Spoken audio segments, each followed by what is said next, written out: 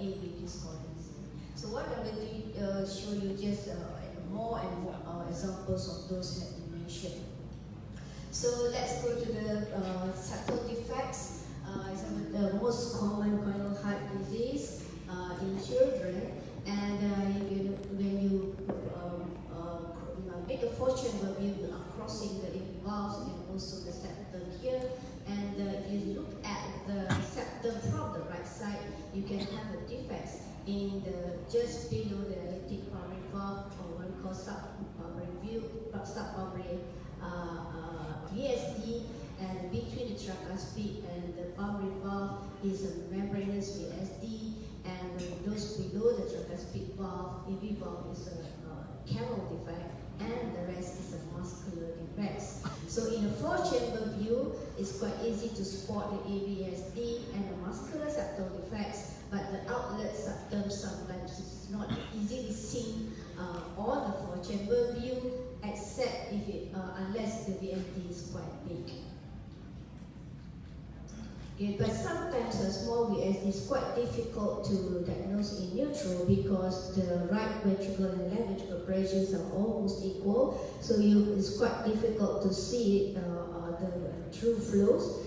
Left to right shunts, or right, usually they have a bidirectional shunts, and the membranous septum usually is very thin, and you see like a defect, but it's actually because the VSD is the membranous septum is very thin, so it looks like VSD, but it's actually not VSD. But you can get a false positive and false negative quite easily.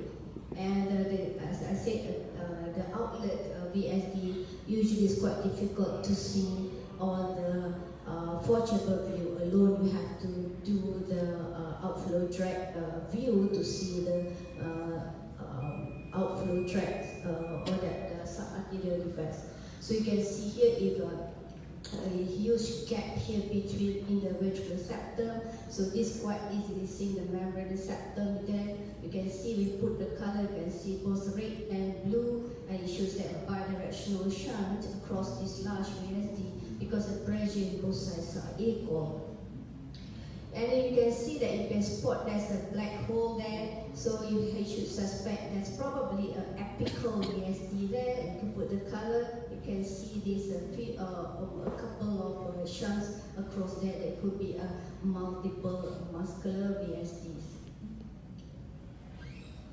And if you still look at four-chamber here, you can see a large hole here, and you can see this tricuspid valve is actually attached to the crest of this VSD. Okay, so this is a large indent VSD. You can see there's loss of offsetting of the AV valve.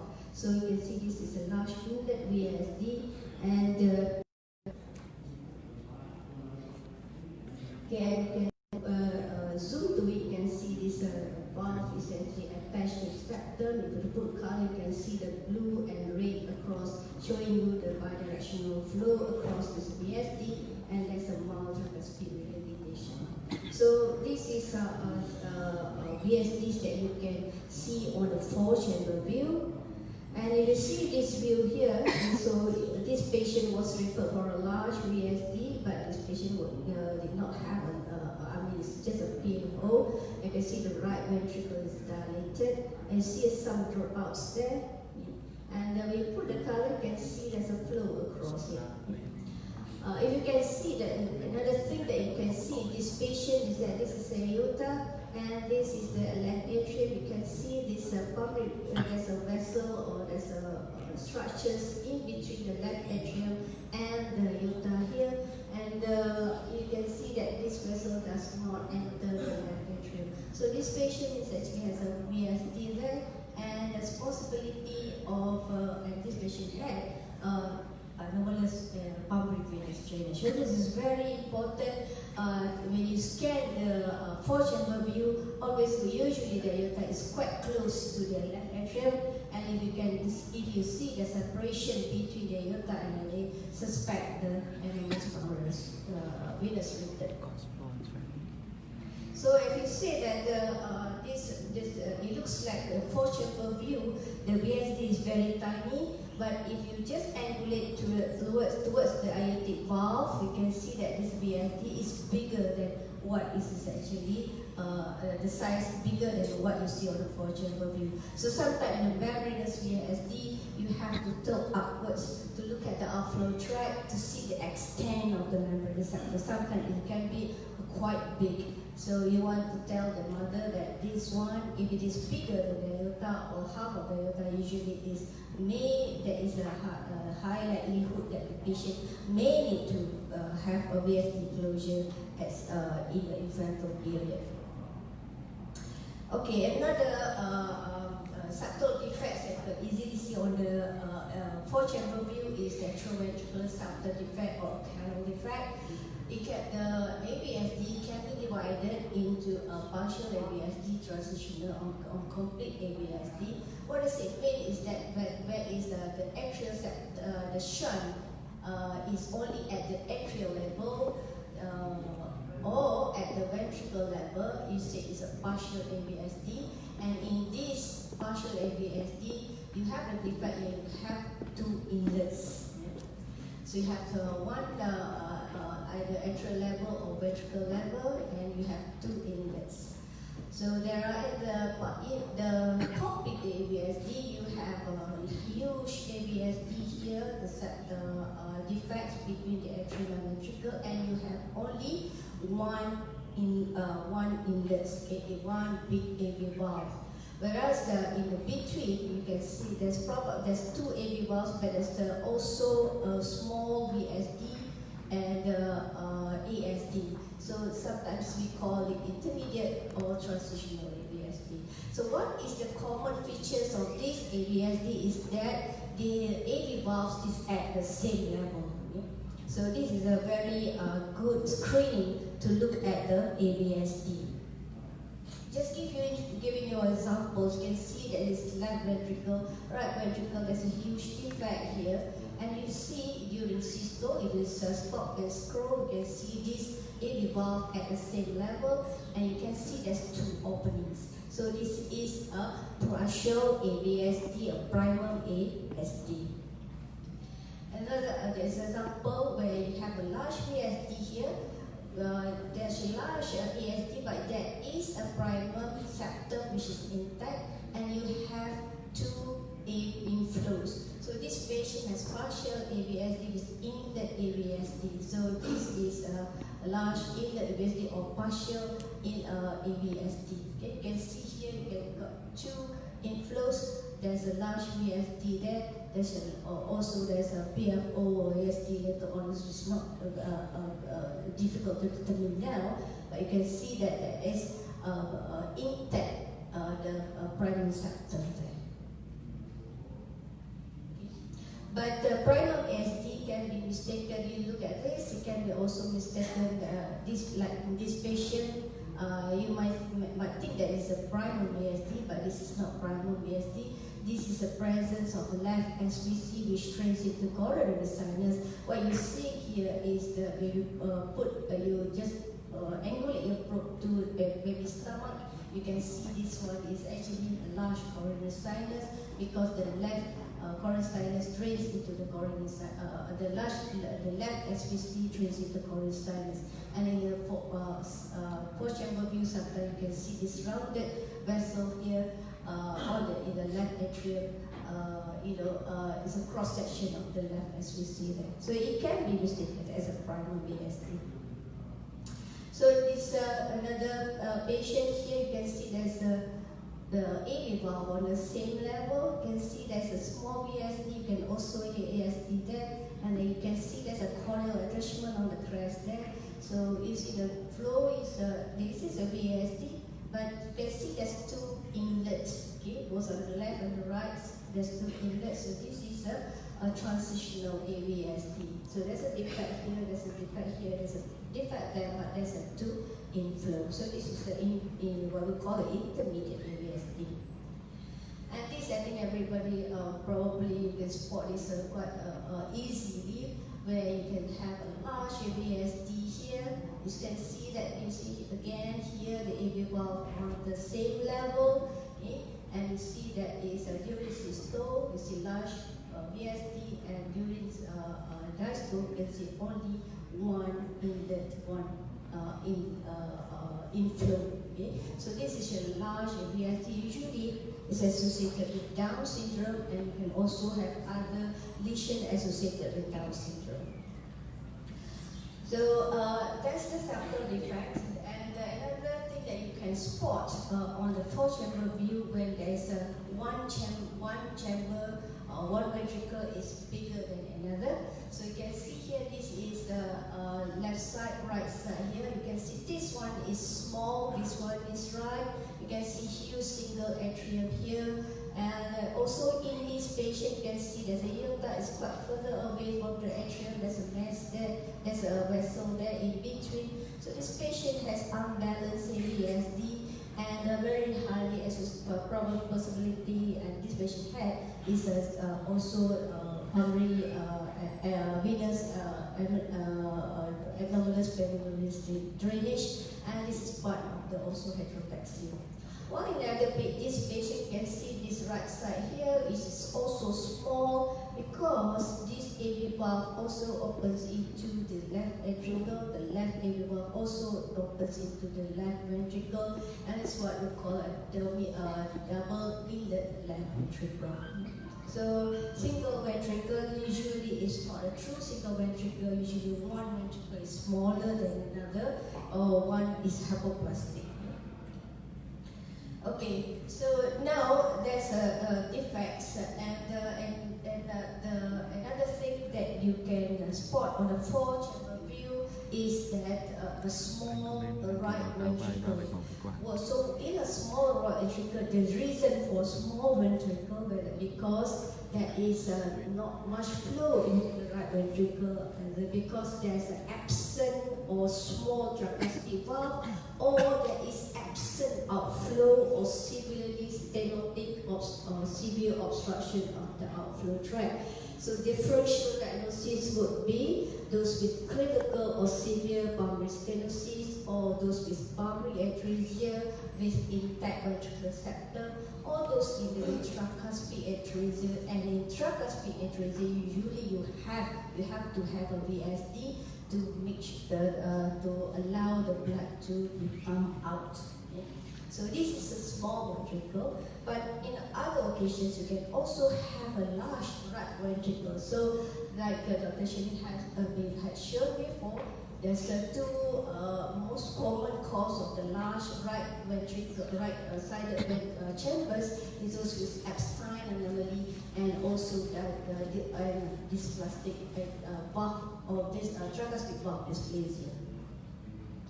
Just giving you an example, you can see here the right ventricle, this is left ventricle, this is much smaller right ventricle compared to the left ventricle. If you measure the tricuspid valve annulus is about 50% of this mitral valve. And this patient, if you do a 3-vessel view, you can see that the valve here is very thick. So this is a pulmonary stenosis, giving you a small right ventricle. Another example, you can see that this right ventricle is small, much more smaller compared to the left ventricle, and you can see there's a moderate tricuspid regurgitation, and when you put the Doppler, it's very high.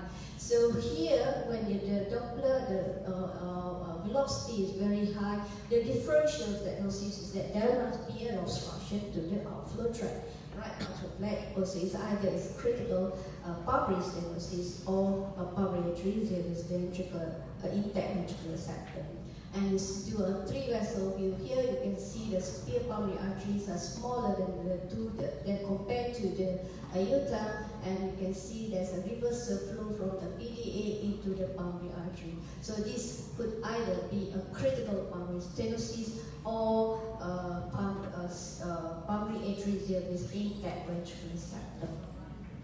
So here again, this is a patient with also a small right ventricle, and you can see there's a VSD there, and you don't see the valve in between the right atrium and the right ventricle. So this patient has absent tricuspid valve, or we call tricuspid atresia, that is, and you can see there's a VSD here.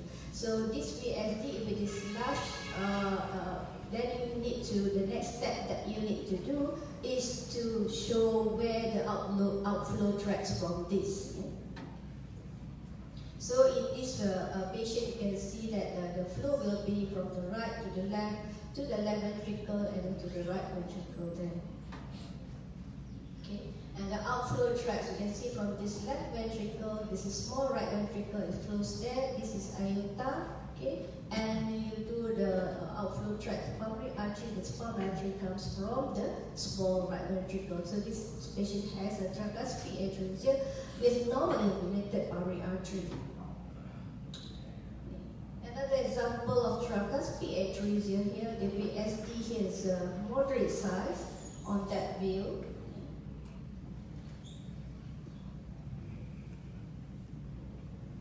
And you can see the aorta is coming out from here, but the VSD is not that big, and this is pulmonary artery coming out from that small right ventricle. Yeah? So this patient sometimes can be, usually if the VSD is small, then you can have this obstruction below the pulmonary valve due to the small VSD there.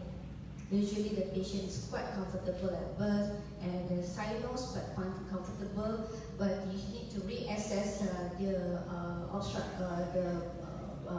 whether this is significant enough to cause heart failure or severe enough to require any palliative treatment like ablation. Okay. So another reason why you have a small right ventricle, you can see this is mitral valve, you can see the tricuspid valve, but it is very small. So, sorry.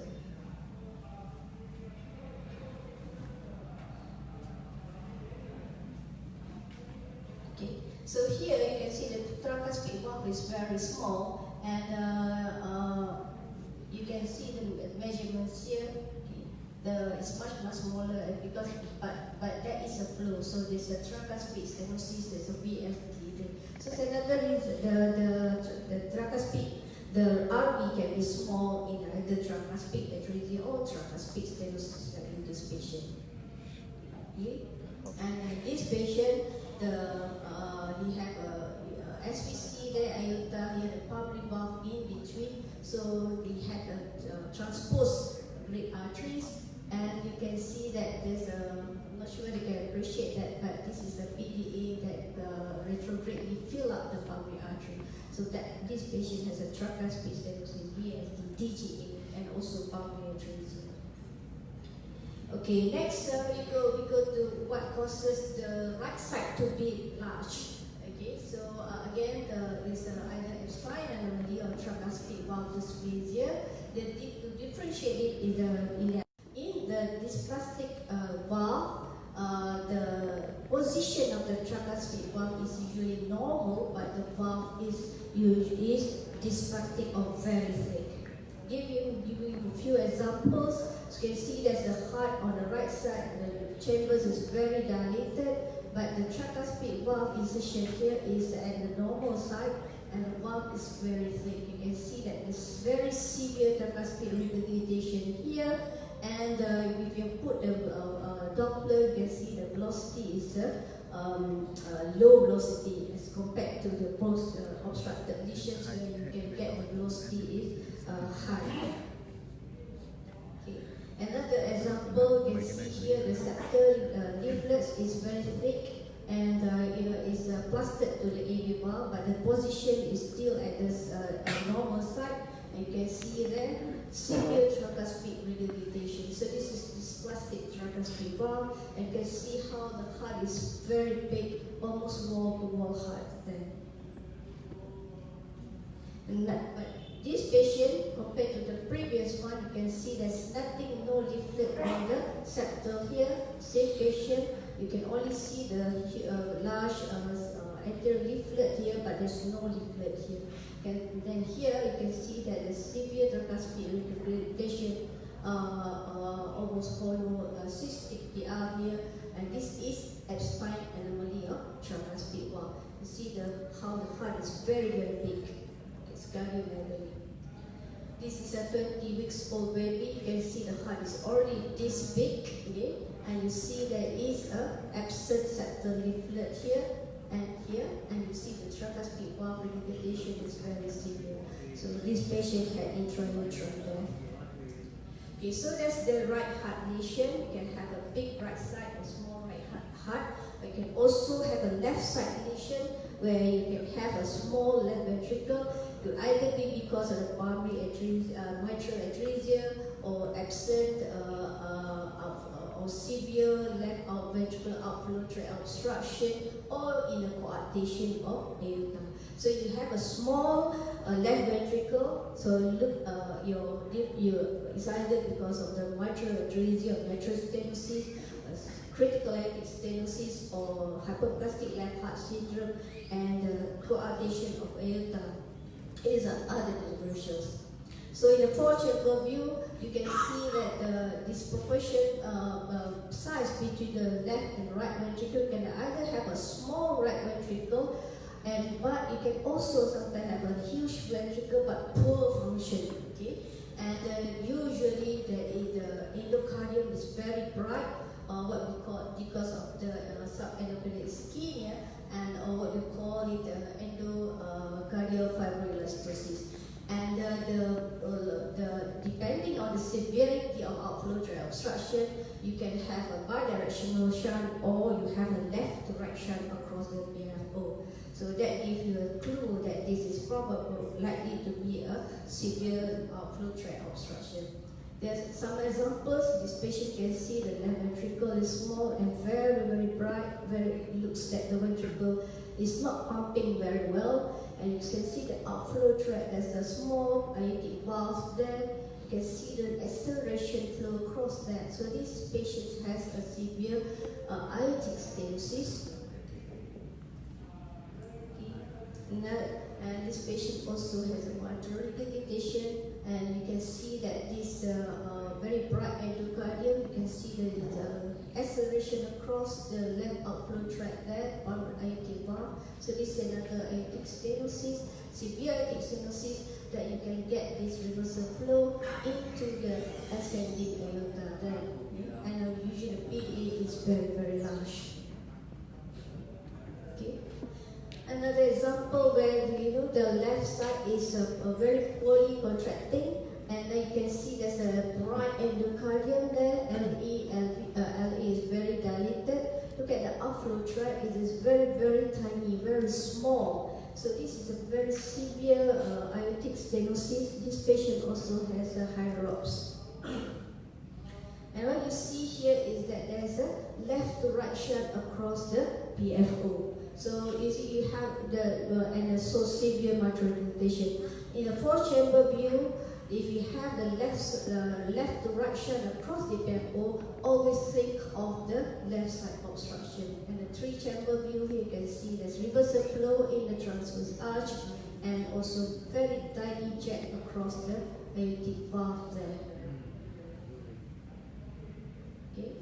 This is the extreme obstruction of the left heart. You can see the left atrium is very small. There's no visible mitral valve there. Only you can see now is a three-chamber heart. The right side is dilated. Okay? And what you can see here is the left to right shunt across the BFO, and you can see here the transverse arch is very, very tiny compared to the pulmonary artery. So this is a conformation of the diagnosis, the three vessel view, which is quite important. And if you want to do the transverse, the second view, sometimes very difficult because it is very small. Like in this patient, you see this very small arch, and there's a reversal flow of the reversal flow across the arch of aorta because of the severe obstruction from the leg of absent outflow tract opening. Another example of hypoplastic left heart, left atrium here, right atrium. So you can see that you can only have a three-chamber instead of four-chamber. That's a coincidence there. And what is important in this group of patients is that you have to assess you need a good PFO flow for it to, otherwise the patient become very sick when they are born. So in a patient with restrictive pulmonary PFO, the patient usually quite sick at birth, and you can do a pulmonary vein Doppler. You can see there's a reverse flow into the pulmonary vein. Okay. Another small left ventricle, okay, and a very tiny ascending aorta.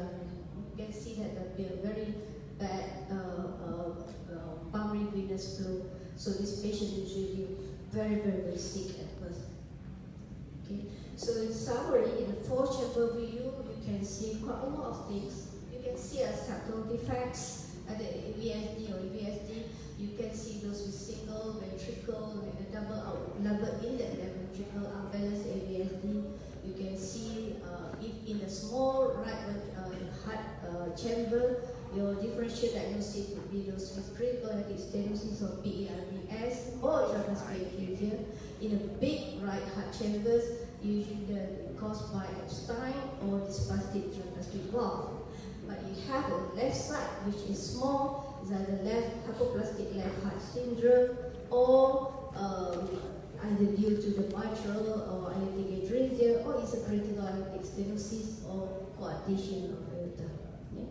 So I think there's quite a lot you can see from four-chamber view. Thank you. Thanks very much, Nefa. I think you've shown very clearly how much you can see in the four-chamber view. Do you have